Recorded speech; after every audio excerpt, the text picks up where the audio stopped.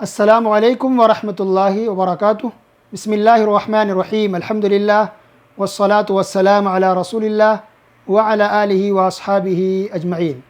میرا موضوع ہے نماز کے ارکان، واجبات اور سنتیں، یعنی نماز کے اندر ہم جو بھی کام کرتے ہیں، جو بھی عمل کرتے ہیں، رکوع، سجدہ، اٹھنا بیٹھنا یا دعائیں پڑھنا، ان سب کا الگ الگ حکم ہے۔ کچھ کام ایسے ہیں جو ارکان کی حیثیت رکھتے ہیں، اور کچھ کام ایسے ہیں جو واجبات کے حکم میں ہیں، اور کچھ کام ایسے ہیں جو سنت اور مستحب کے درجے میں ہے۔ تو ارکان یعنی رکن کی جمع ارکان ہے۔ اس کا مطلب یہ ہوتا ہے کہ اس کے بغیر نماز آپ کی نہیں ہوگی۔ اگر رکن چھوٹ گیا تو ہماری نماز نہیں ہوتی ہے، اور اگر واجب چھوٹ گیا غلطی سے تو سجدہ سہو کرنے سے اس کی بھرپائی ہو جاتی ہے، اور اگر کوئی سنت و مستحب کام چھوٹ گیا تو پھر بھی سجدہ سہو کرنا چاہیے، اگر نہ کرے تب بھی نماز ہو جائے گی، لیکن کچھ خلل آ جائے گا، ثواب میں کچھ کمی آ جائے گی۔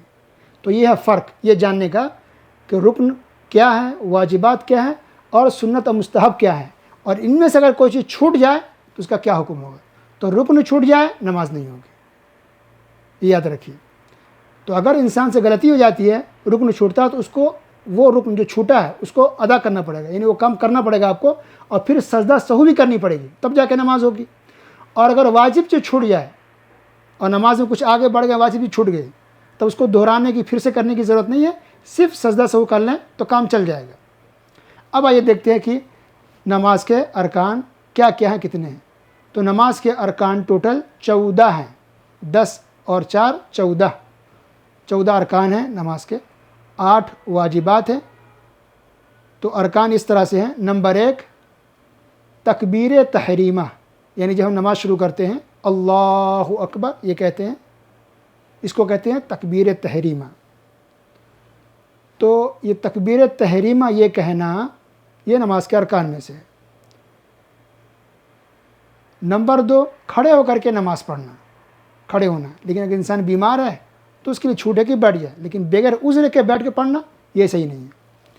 اور نمبر 3 ہے سورہ فاتحہ پڑھنا، کیونکہ نبی کریم صلی اللہ علیہ وسلم کی حدیث ہے لا صلاۃ لمن لم یقرأ بفاتحۃ الکتاب، کہ جو آدمی سورہ فاتحہ نہ پڑھے اس کی نماز نہیں ہوگی۔ تو نفل نماز ہو یا فرض نماز ہو، سورہ فاتحہ ہر حال میں پڑھنی ہے۔ نمبر 4 رکوع کرنا۔ نمبر 5 رکوع سے اٹھنا۔ نمبر 6 رکوع سے اٹھ کر کے سیدھے کھڑے ہونا۔ بالکل کچھ لوگ رکوع سے صحیح سے اٹھتے نہیں اور سجدے میں چلے جاتے ہیں، نماز اس کی نہیں ہوگی۔ رکوع کے بعد سیدھے کھڑے ہونا، ایسے ہی جیسے ہم رکوع سے پہلے کھڑے ہوتے ہیں۔ اور نمبر 7 سجدہ کرنا، جو سنت طریقہ کی 7 اعضاء پر سجدہ کیا جائے۔ اور نمبر 8 درود شریف پڑھنا۔ نمبر 9 2 سجدوں کے درمیان بیٹھنا۔ کچھ لوگ اس میں غلطی کرتے ہیں، ایک سجدے سے اٹھتے ہیں، صحیح سے اٹھتے نہیں، پھر دوسرے سجدے کے لیے چلے جاتے ہیں، غلط ہے۔ ایک سجدہ کر کے اٹھنا، اٹھ کر کے بیٹھنا صحیح سے، یہ ارکان میں سے ہے نماز کے۔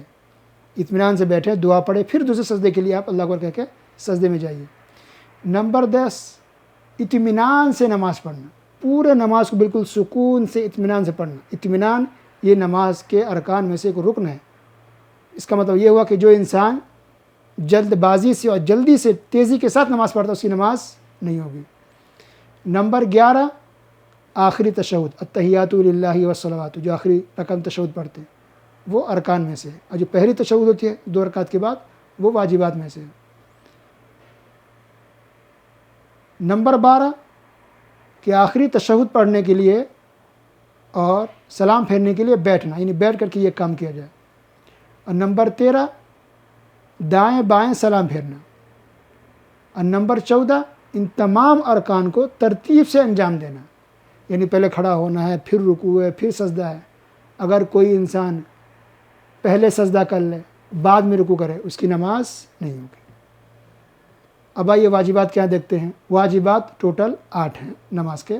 نمبر 1 اللہ اکبر کہنا، یعنی پہلی جو تکبیر کہتے ہیں اللہ اکبر وہ ارکان میں سے ہے۔ اس کے بعد جو ہم اللہ اکبر کہتے ہیں، یعنی رکوع میں جانے کے لیے اللہ اکبر، سجدہ میں جانے کے لیے اللہ اکبر، سجدہ سے اٹھنے کے لیے اللہ اکبر، جتنی بار بھی ہم اللہ اکبر کہتے ہیں پہلی بار کے علاوہ، یہ اللہ اکبر کہنا یہ نماز کے واجبات میں سے، یعنی ہمیں اللہ اکبر ایسا کہنا ہے، ہم واقعی نماز پڑھیں تب بھی اور جماعت کے ساتھ نماز پڑھ رہے ہیں تب بھی منہ سے ادا کرنا اللہ اکبر۔ نمبر 2، رکوع سے اٹھ کر کے سمیع اللہ لمن حمیدہ یہ کہنا ہے۔ اگر آپ امام کے ساتھ ہیں تو صرف امام سب کہیں گے سمیع اللہ لمن حمیدہ، آپ کہیں گے ربنا لک الحمد۔ لیکن اگر آپ اکیلے نماز پڑھ رہے ہیں تو سمیع اللہ لمن حمیدہ بھی کہنا ہے اور آگے ربنا لک الحمد جو دو بھی پڑھنی ہے، تو سمیع اللہ لمن حمیدہ کہنا۔ نمبر 3، سمیع اللہ لمن حمیدہ کہنے کے بعد ربنا لک الحمد حمدا کثیرا طیبا مبارکا فیہ یہ کہنا ہے۔ نمبر 4، رکوع کی دعا پڑھنی ہے، سبحان ربی العظیم ایک مرتبہ کم سے کم، زیادہ پڑھنا اچھی بات ہے۔ اور نمبر 5، سجدہ کی دعا پڑھنا کم سے کم ایک بار۔ اور نمبر 6، 2 سجدوں کے بیچ میں رب اغفر لی یہ پڑھنا یا جو دوسری دعا وہ پڑھنا ایک بار کم سے کم۔ اور نمبر 7، پہلی تشہد التحیات للہ والصلوات یہ پڑھنا۔ اور نمبر 8، تشہد پڑھنے کے لیے بیٹھنا، یعنی بیٹھ کر کے اس کو پڑھنا۔ یہ 8 واجبات ہیں۔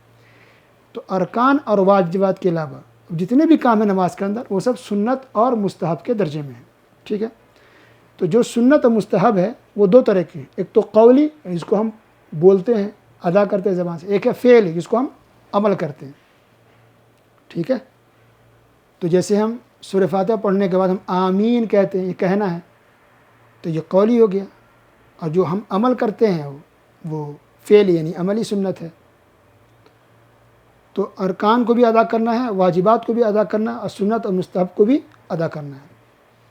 اللہ تعالیٰ تمام مسلمانوں کو صحیح ڈھنگ سے سنت طریقے پر نماز پڑھنے کی توفیق نصیب فرمائے، آمین۔ وصلی اللہ علی نبینا محمد وعلی آلہ وصحبہ اجمعین۔